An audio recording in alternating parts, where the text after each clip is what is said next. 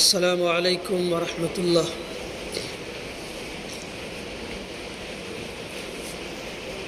حاضرین جمعہ، پچھلے 2 خطبوں سے آپ کے سامنے نبی رحمت صلی اللہ علیہ وسلم کے اعلیٰ کردار پر آپ سے مخاطب ہوں۔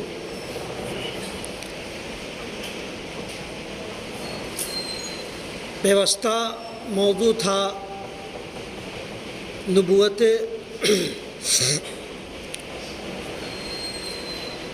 پیارے نبی صلی اللہ علیہ وسلم کی ولادت کے موضوع پر اس وقت کے سماجی، اخلاقی، سیاسی، سماجی یا ازدواجی کیا حالات تھے، کیا ظلم و بربریت تھی، اس پہ مخاطب ہوا تھا۔ پچھلے خطبہ مثالی کردار کے موضوع پر آپ سے مخاطب ہوا تھا، جس میں یہ بتایا گیا کہ نبی رحمت صلی اللہ علیہ وسلم میٹھی زبان والے، رحمت و الفت کے پیکر،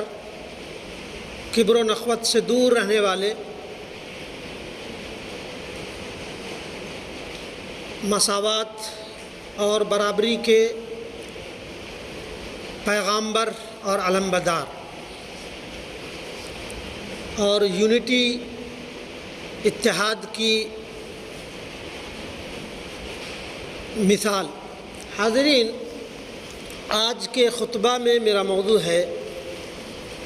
برتر اخلاق، یعنی سب سے اچھا اخلاق، اعلیٰ کردار، یعنی گڈ کیریکٹر، جس کو اور بھی دوسرے الفاظ میں جانا جاتا ہوگا۔ یہی میرا آج کا موضوع ہے۔ حاضرین، اللہ تبارک و تعالیٰ نے قرآن مجید سورہ قلم آیت نمبر 4 میں فرمایا وَإِنَّكَ لَعَلَىٰ خُلُقٍ عَظِيمٍ، وَإِنَّكَ لَعَلَىٰ خُلُقٍ عَظِيمٍ، کہ اے نبی رحمت صلی اللہ علیہ وسلم، آپ ایک اعلیٰ کردار پر ہیں، یعنی تم بہترین اخلاق پہ ہو۔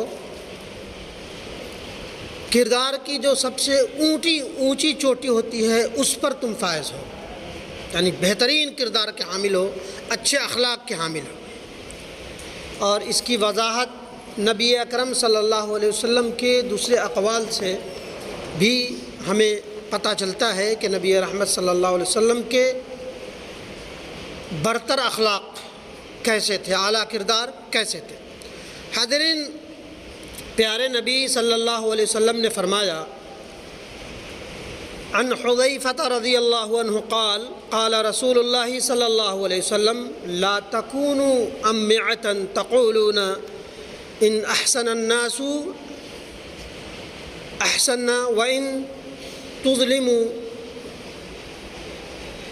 ظلما ولكن وطنوا انفسكم احسن الناس تحسنوا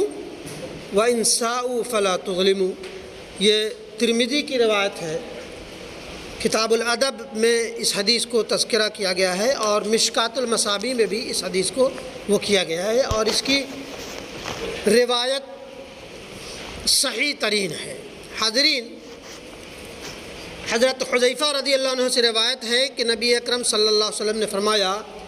کہ تم لوگ امعاں نہ بن جاؤ، یہ کہنے لگو کہ اچھا سلوک کریں گے، یہ نہ کہنے لگو کہ لوگ اچھا سلوک کریں گے تو ہم بھی اچھا سلوک کریں گے، اور لوگ برا سلوک کریں گے تو ہم بھی ان کے ساتھ ظلم کریں گے، بلکہ تم اپنے آپ کو اس کا خوگر بناؤ کہ لوگ اچھا سلوک کریں گے تب بھی، اور تم اچھا سلوک کرو گے، اور لوگ برا سلوک کریں گے تب بھی تم ظلم نہ کرو گے، یعنی کسی کے برتاؤ کی پرواہ کیے بغیر اس کے ساتھ اچھا سے اچھا سلوک کریں گے۔ حاضرین، حضرت عقبہ بن عامر رضی اللہ عنہ سے روایت ہے، اور امام احمد نے اس کو روایت کیا ہے کہ صل من قطعك واعف عمن ظلمك واحسن الى من اساء اليك، کہ تم جو تم سے کٹے اس سے جڑو، جو تم پر ظلم کرے اسے معاف کر دو، اور جو تمہارے ساتھ برا سلوک کرے اس کے ساتھ اچھا سلوک کرو۔ اور اس حدیث کی مزید پختگی قرآن مجید سورہ حامیم سجدہ آیت نمبر 34 سے یوں ہوتی ہے، جس میں اللہ تبارک و تعالیٰ نے فرمایا ہے وَلَا تَسْتَوِي الْحَسَنَةُ وَلَا السَّيِّئَةُ ادْفَعْ بِالَّتِي هِيَ أَحْسَنُ فَإِذَا الَّذِي بَيْنَكَ وَبَيْنَهُ عَدَاوَةٌ كَأَنَّهُ وَلِيٌّ حَمِيمٌ، کہ برائی کو، بدی کو اچھائی سے دفاع کرو، یعنی برائی کو اچھائی سے دفاع کرو، یعنی نیکی اور بدی دونوں برابر نہیں، برائی کو بھلائی سے دفاع کرو، پھر وہی شخص جو تمہارا جانی دشمن ہے ایسا ہو جائے گا جیسے دلی دوست ہے، یعنی برائی کو، کسی کے برے برتاؤ کے بدلے میں اس کے ساتھ اتنا اچھا برتاؤ کر دو، اتنا اچھا برتاؤ کرو کہ دیکھو گے ایک دن وہی شخص تمہارا دلی دوست بن جائے گا۔ یہ بڑا بہترین اصول اللہ تبارک و تعالیٰ نے فرمایا ہے۔ حاضرین، اخلاق کی دو سطحیں ہیں، ایک معمولی سطح جسے جوابی اخلاق کہتے ہیں کہ کوئی اچھا سلوک کرے تو ہم بھی اچھا سلوک کریں گے، کوئی اچھی میٹھی بات کرے تو ہم بھی کریں گے، کوئی ظلم کرے تو ہم بھی ظلم کریں گے، یہ معمولی اخلاق ہوا۔ ایک برتر اخلاق، اخلاقی سطح دو سطح ہے، ایک معمولی اور ایک برتر سطح۔ برتر سطح کا مطلب یہ ہے کہ کسی کے برتاؤ کی پرواہ کیے بغیر، کسی کے برتاؤ کی پرواہ کیے بغیر انسان کا ایک اپنا اصول ہو کہ ہم میٹھی زبان ہی استعمال کریں گے، ہم کسی کے خیر خواہی بنے رہیں گے، ہم برابری ہی کے پیکر بنے رہیں گے، اس کو کہتے ہیں برتر اخلاق، جوابی اخلاق نہیں۔ یہ تو عام طور پہ کیا جاتا ہے، کوئی ظلم کیا ہم ظلم کر لیں، کوئی میٹھی زبان بولی تو ہم اس سے میٹھی زبان بول لیے، کوئی اچھا سلوک کرے تو ہم اچھا سلوک کر دیں، کوئی دوری بنائے تو ہم بھی دوری بنا رہے۔ لیکن برتر اخلاق یہ ہے کہ اس کی پرواہ کیے بغیر اس کے ساتھ بالکل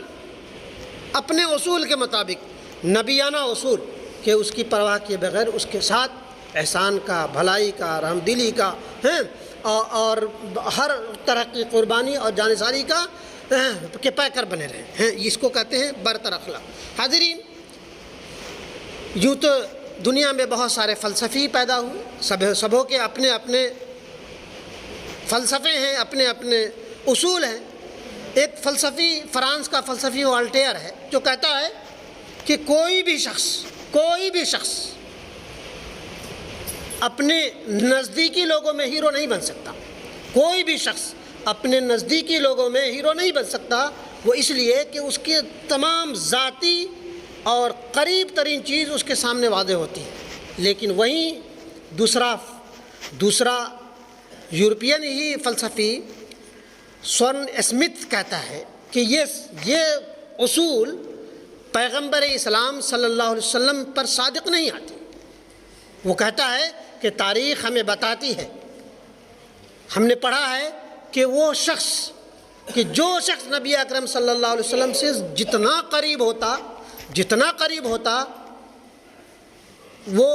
نبی اکرم صلی اللہ علیہ وسلم کا سب سے زیادہ شیدائی بن جاتا ہے۔ تو ایک طرف فلسفی کہتا ہے کہ کوئی بھی شخص اپنے لوگوں میں ہیرو نہیں بن سکتا، ہو سکتا ہے میٹھی باتیں کرنے والا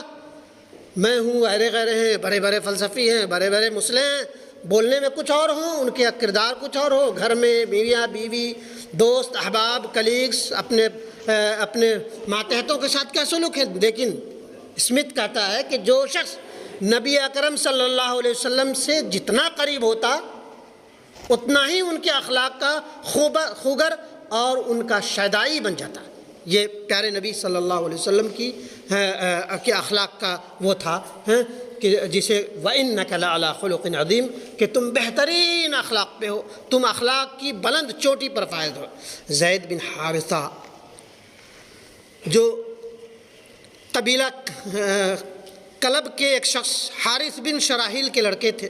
8 سال کی عمر میں اپنی ماں کے ساتھ اپنے میکے ننیہال جا رہے تھے. دوسرا قنین بن جسر کے لٹیروں نے ان پر دھاوا بولا اور ان کو 8 سال کے بچہ کو زید بن حارثہ کو غلام بنا لیا. اوقاز کے بازار میں اسے غلام بنا کر کے بیچ دیا گیا. حضرت خدیجہ اس وقت کی مالدار ترین عورت تھی، خاتون تھی، تجارت میں ان کا لوہا تھا، انہوں نے خرید لیا. نبی اکرم صلی اللہ علیہ وسلم سے جب حضرت خدیجہ رضی اللہ عنہ کی شادی ہوئی تو آپ نے اس زید بن حارث کو آپ کے پاس دے دیا. جب 15 سال کے ہوئے تو ان کے باپ اور چچا دونوں نبی اکرم، پتہ چلا کہ فلاں جگہ، وہ بھی اچھے خاندان سے تھے، زید بن حارث گرچہ غلام بنا دیے گئے تھے، تو آئے نبی اکرم صلی اللہ علیہ وسلم کے پاس کہ آپ مجھے میرے بچے کو میرے حوالے کر دیجئے، آپ اس کے لیے جتنا بھی رقم چاہیں میں دینے کے لیے تیار ہوں. زید بن حارث رضی اللہ عنہ کہتے ہیں کہ میں آپ کو پہچانتا ہوں، میرے آپ والد اور میرے چچا ہے، لیکن میں نبی اکرم صلی اللہ علیہ وسلم کے ساتھ ایسا خوش ہوں کہ میں اپنے ماں باپ سے زیادہ ان پہ فوقیت دے سکتا ہوں، لہذا میں نہیں جا سکتا. یہ اسی کو قرآن نے بڑے اچھے انداز میں بیان کیا ہے. قرآن فبما رحمت من اللہ لنت لہم ولو كنت فظا غلیظ القلب لانفضوا من حولک. اللہ کی رحمت ہے کہ تم نرم ہو، اگر تم درست ہوتے، سخت مزاج ہوتے تو لوگ تم سے منتشر ہو جاتے. قرآن کہ آپ سخت مزاج نہیں تھے. زید بن حارث حضرت انس رضی اللہ عنہ آپ صلی اللہ علیہ وسلم کے ساتھ 10 سالوں تک آپ کے خادم بنے رہے. ان کا بیان ہے کہ نبی اکرم صلی اللہ علیہ وسلم نے کبھی اف تک نہیں کہا. یہاں تو ماں باپ کے ساتھ کیا سلوک کرتے ہیں وہ اپنی جگہ،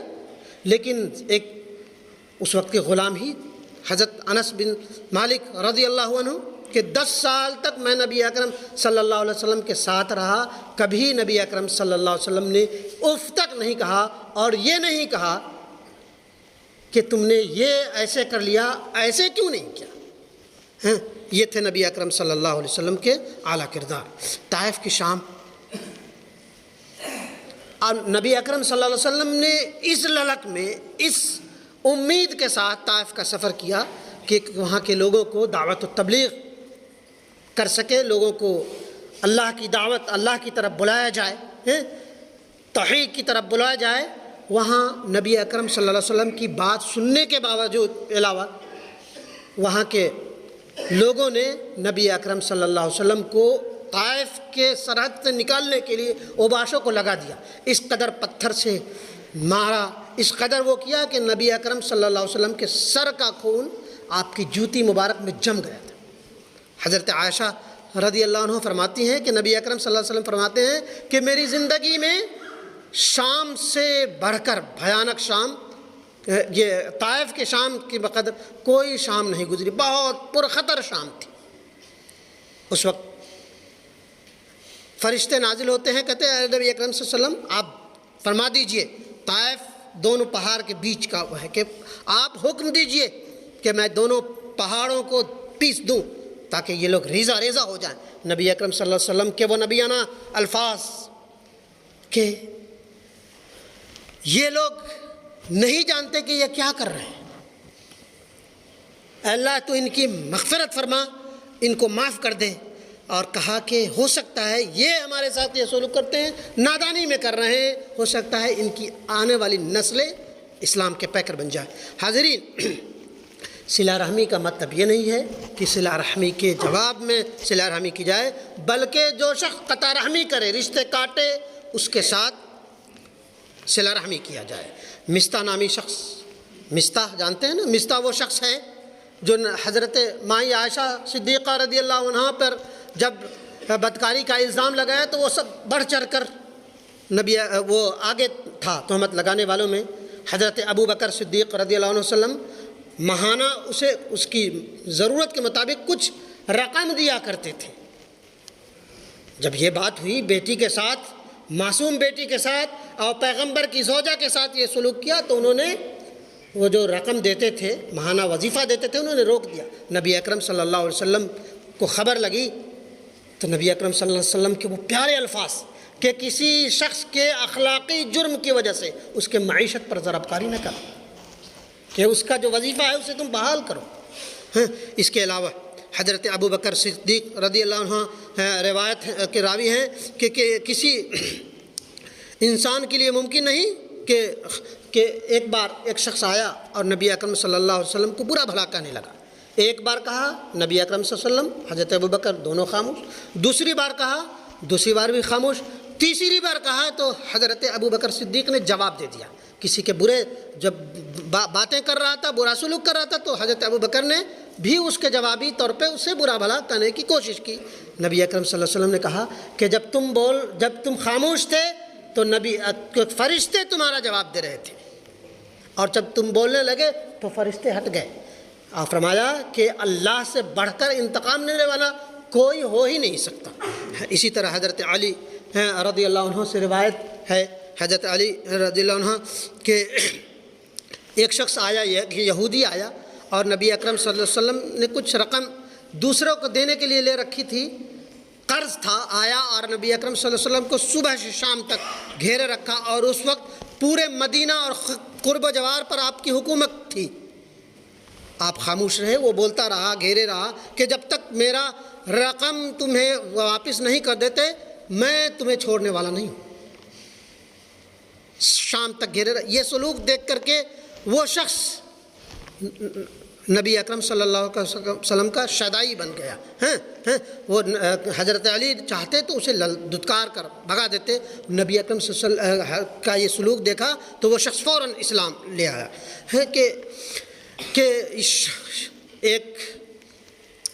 ایک یہودی ڈیلیگیشن نبی اکرم صلی اللہ علیہ وسلم کے پاس آیا اور اس نے السلام علیکم کہا کہ تم پر ہلاکت ہو، تمہاری بربادی ہو۔ حضرت عائشہ راوی ہیں، وہ بیان کرتی ہیں کہ آیا اور نبی صلی اللہ علیہ وسلم پر بد دعا کری۔ لوگ سمجھ السلام علیکم، السلام علیکم میں بہت سارا فرق ہے، عربی جاننے والے۔ تو حضرت عائشہ صدیقہ نے بھی پلٹ کر کے وہی الفاظ کہا تو نبی اکرم صلی اللہ علیہ وسلم نے ایسا نہ کہو کہ میں کسی کے لیے بد دعا کرنے والا نہیں۔ اسی طرح